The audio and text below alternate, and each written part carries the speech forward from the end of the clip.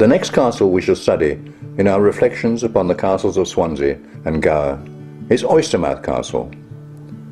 Like Swansea Castle and many of its contemporaries, it is highly probable that Oystermouth Castle began its existence as a wood and earth-based ringwork, the possible remains of which can be seen today near the present stone castle. The Castle of Oystermouth, perfectly sited on an imposing ascent with commanding views over the villages of Oystermouth and Mumbles, has been the scene of much bloodshed during the years it has stood here.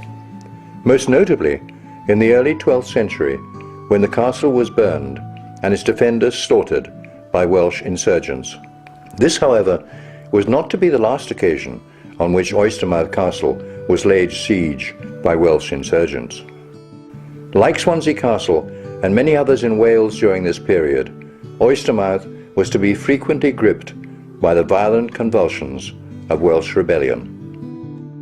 What we see visibly today at Oystermouth can be traced in its earliest sections to the years when William de Braos III was Lord of Gower. The keep buildings in particular were certainly built during this period.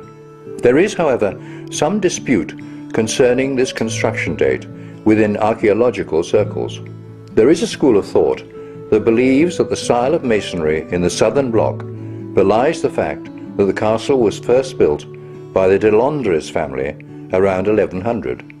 This southern block, which was originally designed as a rectangular hall, has stonework very similar to the de Londres Ogmore Castle, which was built around this time.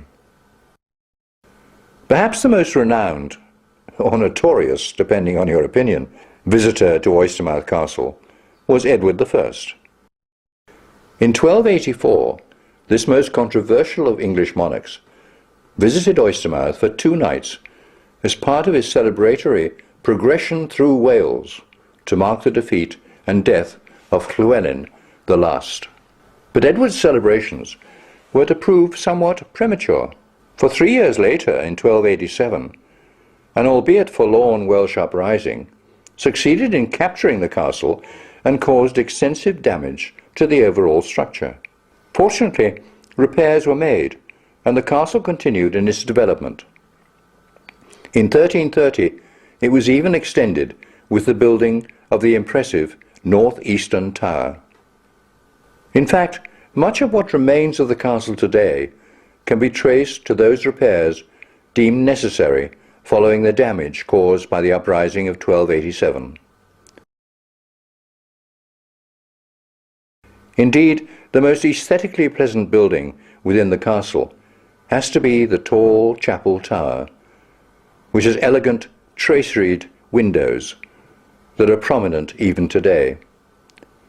The section was built in the early 14th century, after the aforementioned capture, when the castle was the favourite residence of the de Mowbray family. On the topic of the chapel block, it is worth mentioning the efforts of George Grant Francis, who was responsible for restoring and reconstructing the chapel block's window tracery.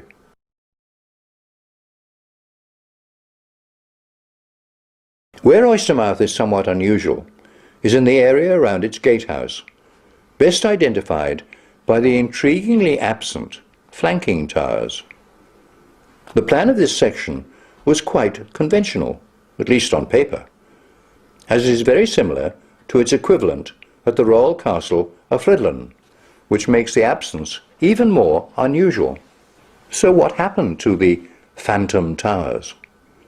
Were they demolished? Or were they never built? If either is the case, we must ask ourselves why. These are questions that have perplexed numerous historians and are yet to be comprehensively addressed. A possible theory is that by the time the towers were due to be built, the threat from Welsh rebellions had deteriorated to such an extent that Oystermouth's lords did not see the need to outlay further expense on a military post that was now used mainly for residential and administrative purposes. This, however, may not be the case at all, so perhaps time will tell us the reasons why Oystermouth's gatehouse towers are missing. Oystermouth Castle would be in the possession of the chief lords of Gower for many centuries, including those preceding the repairs and updates of the 12 and 1300s. Its evolutionary cycle would see it adopt a number of uses, including a country seat, a courthouse, and a prison. Nevertheless, by the mid-17th century, it had fallen into a state of decay, being of no further use militarily. Yet, regardless of the downturn in its fortunes, Oystermouth still retained its fine views over Swansea Bay towards Mumble's Head, particularly from the ramparts. Indeed, its impressive stature, even in its decayed state, was noted by many 17th century contemporaries.